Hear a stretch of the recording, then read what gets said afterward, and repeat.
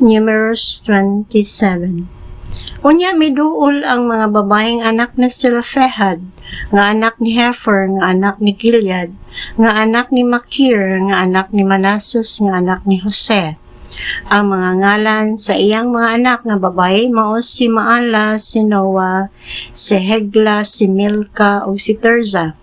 Ug mibarog sila tubangan ni Moises ug sa katalingban didto sa pultahan sa tolda nga taguanan ug miingon sila, namatay ang among amahan didto sa kamingawan, apan dili siya usa ni adtong mga tawo nga nakig-abin kang Kora pagsukol sa Ginoo.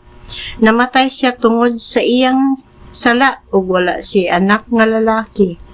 Nganong papason man ang ngalan sa among amahan gikan sa laray sa iyang banay, tungod lang kay wala si anak nga lalaki? Bahini kami sa kabilin sa among amahan, sama sa nadawat sa among mga kadugo. Gidala ni Moises ngadto sa Ginoo ang ilang problema ug giingnan sa Ginoo si Moises. May katarungan ang mga anak nga babae ni Zelophehad. Hatagi sila bahin sa kabilin sa ilang amahan. Ug ingna ang katawhan sa Israel. Kung mamatay ang usa ka tawo nga walay anak nga lalaki, kinahanglan nga ang iyang kabilin ihatag ngadto sa iyang mga anak nga babae. Ug kung wala si anak nga babae, ihatag ang iyang kabilin ngadto sa iyang mga igsuong lalaki. Ug kung wala si mga igsuong lalaki, mo'y pasunda sa iyang kabilin ang mga igsuong lalaki sa iyang amahan. Ug kung ang iyang amahan walay igsuong lalaki, may pasunda sa kabilin ang iyang labing suod nga paryente. Mao kini ang tulumanon ug lagda nga gihatag sa Ginoo kang Moises alang sa katawhan sa Israel. Giingnan sa Ginoo si Moises, tungas niining bukid sa Abarim, ug tan-awa gikan didto ang yuta nga gihatag ko sa katawhan sa Israel. Ug tapos mo kini makita, mamatay ka sama sa imong igsuon nga si Aaron. Kay gisupak man ninyo ang akong mando didto sa kamingawan sa Zin.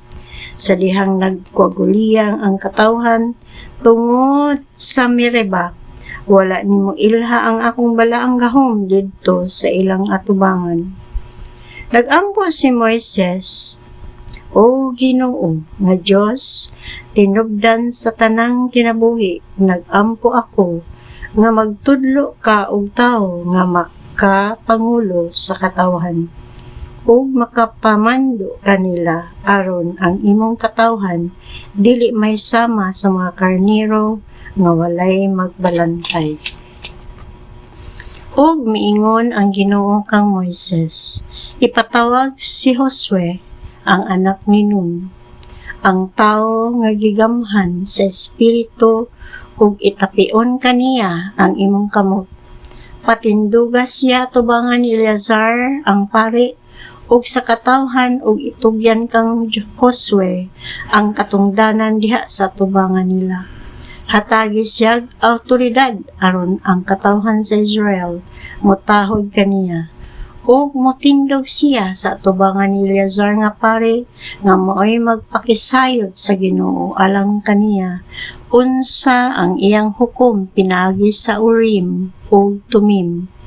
Mutuman sila bisan unsay iyang imando ug gibuhat ni Moises ang gisugo kaniya sa Ginoo. Gipatawag niya si Josue ug gipatindog niya tubangan ni Eleazar nga pare ug sa atubangan sa katawhan. Ug gitapion ni Moises kang Josue ang iyang kamot ug gitugyanan siya ni Moises sa buluhaton sumala sa gisugo kaniya sa Ginoo.